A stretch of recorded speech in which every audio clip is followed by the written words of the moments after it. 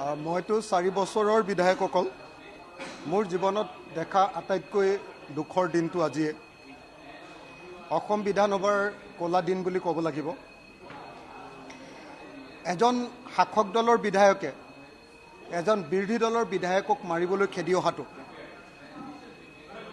আৰু নিজৰ আসনৰ পৰা আহি বিৰোধী দলৰ সেই বিধায়কজনৰ আসন পোৱাটো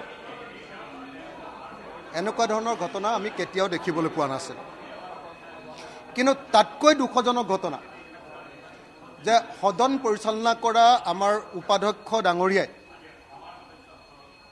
আজি চেয়াৰমেন আলী ডাঙৰীয়াক ৰূপজ্যোতি কৰ্মীয়ে শাৰীৰিকভাৱে আক্ৰমণ কৰিবলৈ অহাৰ পাছতো তেখেতক গোটেই কাৰ্যকালৰ কাৰণে এইবাৰৰ যিটো অধিৱেশন এইবাৰৰ সমগ্ৰ অধিৱেশনৰ কাৰ্যকালৰ কাৰণে তেওঁক সম্পূৰ্ণৰূপে বহিষ্কৃত কৰাৰ পৰিৱৰ্তে সৰু ল'ৰাক বুজাই যিধৰণে গোটেই ঘটনাটো থাপি থুপি থৈছে এইটো এটা নজিৰবিহীন ঘটনা।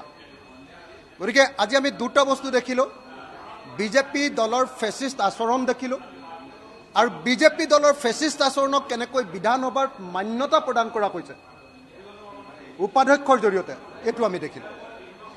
আজি আমাৰ বিৰোধী দলৰ দলপতিজনক তোৰ মাইক ভাঙি দিম বুলি ক'ব পৰা মানুহ কেতিয়াবা বিধানসভাত জন্ম হ'ব বুলি আমি কেতিয়াও ভাবিব পৰা নাছিলোঁ।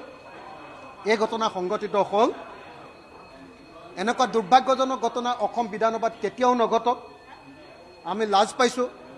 চেয়াৰমেন আলী দা আমাৰ বিধানসভাৰ এজন অত্যন্ত সক্ৰিয় আৰু সৰব এজন বিধায়ক, তেখেতক মাৰপিট কৰিবৰ কাৰণে যিধৰণে খেদি আহিছে এনেকুৱা নজিৰবিহীন ঘটনা কেতিয়াও নঘটক। আমি অকল নিন্দা কৰাই নহয়, এই ঘটনাৰ কাৰণে যিমান দুখ প্ৰকাশ কৰিব লাগে তেনেকুৱা দুখ প্ৰকাশ কৰিছোঁ আৰু অসম বিধানসভাক অসমৰ গণতান্ত্ৰিক ব্যৱস্থাক ৰক্ষা কৰিবৰ কাৰণে আমি বিধানসভাৰ অধ্যক্ষ ডাঙৰীয়াক অনুৰোধ জনাইছোঁ।